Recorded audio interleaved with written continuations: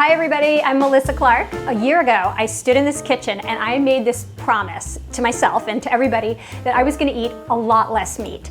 I said 2020 was a year when I was going to eat 80% plant-based diet and 20% meat and dairy. Then the pandemic came and the whole idea of this 80-20 thing about eating less meat, I just didn't think about it. I had so many other things to think about. I started relying on my pantry. One of our staples during 2020, and this has actually been a staple of ours for a while, is this super easy pantry-based vegetarian skillet chili. We all love it, and it's so easy. This is the easiest recipe.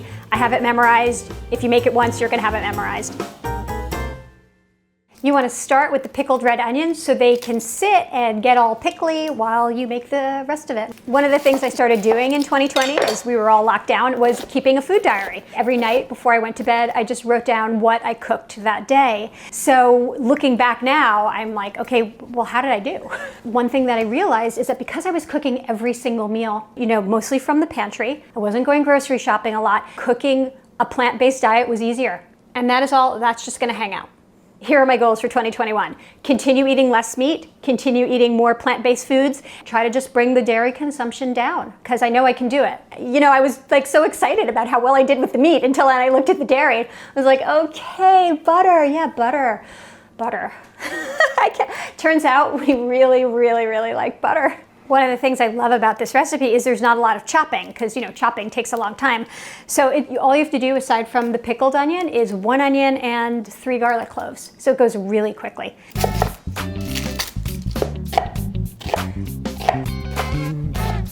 I think I need my onion goggles, I'm sorry.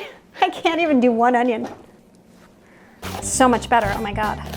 I love chili with beef, I really love it.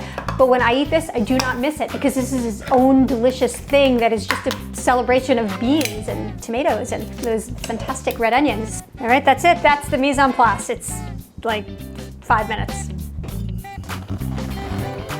So we've moved everything over to the stove so we can start cooking. And you always want to get your pan hot before you add your oil. It makes it more nonstick. It just coats it more evenly. So I'm just gonna cook them until they turn a little bit golden and get really nice and soft. So that's usually 5 to 7 minutes. I'm actually getting much better at the saute pan flip. I used to not be able to do this, and cooking at home for an entire year, 3 meals a day, I have improved. Look at that! Did you get that? Did you get that? So at this point, I'm gonna add the garlic, just some dried oregano. I like to kind of crush it a little bit. It releases the flavor. And then chili powder. And right now what I'm doing is I'm kind of blooming the spices. I am toasting them a little bit. This helps deepen their flavor. Throw in some more salt. Now it's time to add the beans and the tomatoes. This goes so quickly. I drained my beans, I rinsed them, and I have a combination of kidney beans and black beans. Use any kind of canned beans you like. Here's one thing I learned about cooking from your pantry. It is all about substitutions. You use what you have on hand. That's it. Now the chili cooks itself. I'm just going to let it sit here. I'm going to check it every once in a while, but in 15 to 20 minutes, add a little more salt and some lime juice, and that's going to be it.